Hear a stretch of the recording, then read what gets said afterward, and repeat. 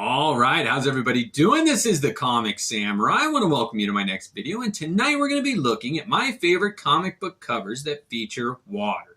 So let's go ahead and jump right in. First up, we got this Warlock #3, and it's got a beautiful Gil Kane cover. That guy had so many masterpieces over the decades that he did work. I really like Gil Kane's iteration of Warlock with all those tentacles underwater. Oh, it's got some tension in it.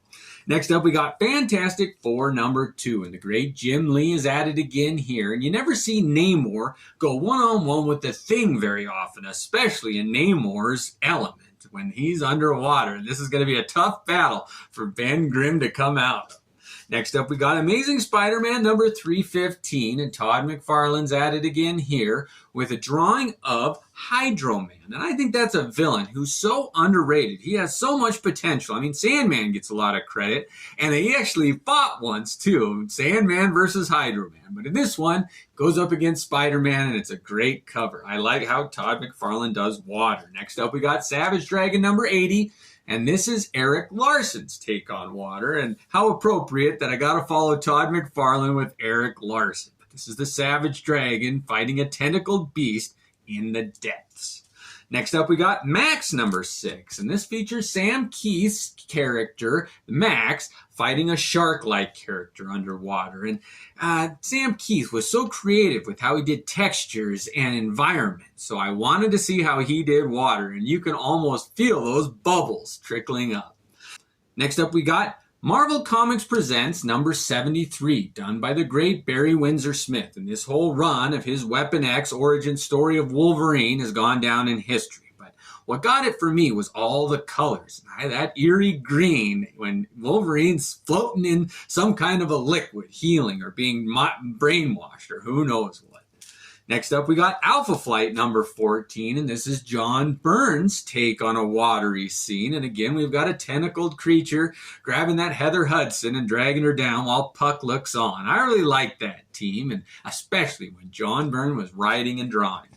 Next up, we got Animal Man #15, done by Brian Bolins. It's always interesting to see how the different artists are going to handle water, and he did a great job. That character Dolphin cradling a dolphin there. It really is a heartbreaking cover. Next up, we got Daredevil #159, and this is how Frank Miller does water. Now, this is his early work, and he was kind of experimenting with it, but I love that green and the purple with the red title. This is the colors for me. And Frank Miller's art, it really is just a masterpiece of a Daredevil cover.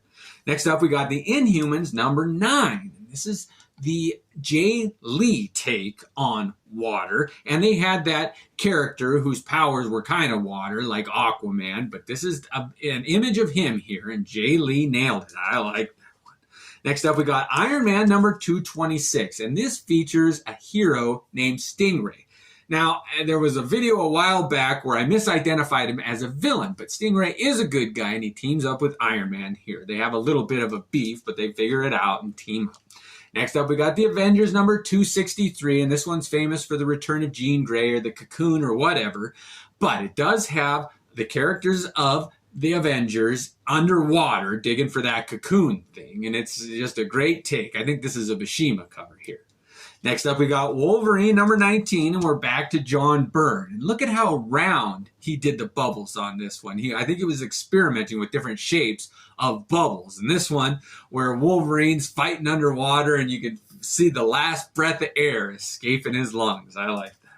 Next up, we got Captain America #365, and it's never a good idea to take on Namor in the water, and Cap made a great mistake. He's going to have a battle on his hands here. I really like this image of those two going at it in the ocean.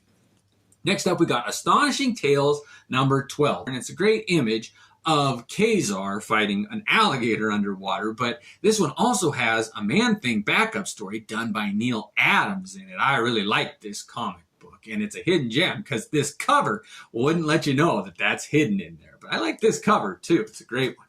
Next up, we got Miracle Man #5, and this whole Alan Moore pen story was so good. And this is kind of like an incubation tank, which is reminiscent of that Weapon X image that we had earlier done by Barry Windsor Smith. But this is Miracle Man in a tank of water. Oh, I like that one.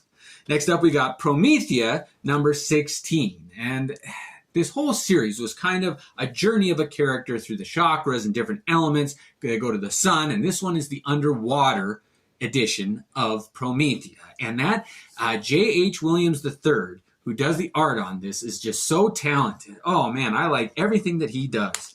Next up is Neonomicon number 1. And this is kind of a H.P. Lovecraft type story, penned by Alan Moore with art done by Jason Burrows. And it is a creepy series done by Avatar. If you get a chance to read it, don't read it late at night in the dark. It is scary. But Jason Burrows did a great image of Cthulhu or whoever, those great giant beasts under the ocean there. Next up, we got Threshold number 26. And this is another Jason Burrows image. But what gets me on this is that blue, that deep blue. I really like that. Oh man, if I get another paint job done on my car, I'm going to paint it this blue. I just love it, like Quicksilver. But then this one, that character struggling in the depths. It's a tension-filled image again. Next up, we got The Authority number 17. And this is a Frank Quietly take on an underwater image, and it's the characters of the Authority struggling with being submersed underwater. I like that one. Next up, we got Sea Guy number 2. And this was such a weird image done by Grant Morrison. If you know what it was about, I mean, there's so many symbols in it. Everything that's said is supposed to represent something, and it was a bit above my head, just like the water's above this character's head. I like that Sea Guy image on the cover there.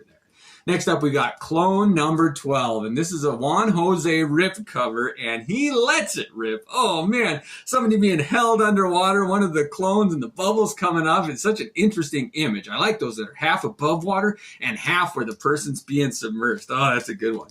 Next up is Fathom number 2, and I had to include a Michael Turner take on water. This whole Fathom series involved the ocean and water and things like that, but this, the colors, again, Michael Turner nails it every time. I love this image. Next up, we got Batman, Superman, Batman number 45. And this is an Aquaman guest appearance. And whenever you have Aquaman, it's going to involve the water. And I don't know if they go out of their way to write it in sometimes, but it's got to be difficult to write an Aquaman story and keep it interesting. But this is a great cover here. Aquaman going against Superman underwater. We got another Aquaman here, number 50. This is from his first series. And what makes this one awesome is inside there's a Dead Man backup story done by Neil Adams. But this cover is amazing too. I don't have many Aquamans, but this one is a shining example. I love how they went a little bit abstract in the water here. It's a great one. Next up, we got Batman number 357. I think this is the first appearance of Killer Croc or something. I don't know. But the cover's a great one with Batman being attacked by that tentacled creature. Oh, man, it's just creepy. I like this one. Next up, we got Detective Comics number 663. And Kelly Jones got to throw his hat in the ring and see his iteration of water here. And I like how he's gasping for air and there's rats climbing on top of his head. Like even they don't like this situation. Next up, we got Hitman number 28, and the water's running red with blood on this one. Hitman's trying to struggle for air. Oh, that McCrae, he can capture a beautiful image at times. Next up, we got Justice League Europe number 2. Bart Sears does his hand at an underwater image, and again, bubbles are flying, heroes are drowning, and it's just a team shot underwater. What a great Bart Sears image that one is. Next up is Green Lantern number 5, and this is an Ethan Van Sciver cover, and this was one of my favorites. I only have 2 left, but this was, it was in a contest for number 1. That image, that shark grabbing that Green Lantern and the blood in the water, and look at Hal Jordan floating above and his hands bleeding. Oh, it's never good to have blood in the water when there's sharks around. Oh, that is a great image there. Next up, we got The Incredible Hulk, number 427. And I had to show this one because it was the Hulk in water up to his waist, and he's dealing with that man thing, and it's just a great image. And it reminded me of my number 1 favorite water cover, and it's Swamp Thing number 9, done by Bernie Wrightson. Oh, nobody can draw swamps and murky water and creepy, slimy things like Bernie Wrightson. And here he captures the Swamp Thing rising out of the water like some Leviathan. But those were my favorite water comic book covers. I really want to know what yours are, so let me know. Thanks again and have a great night.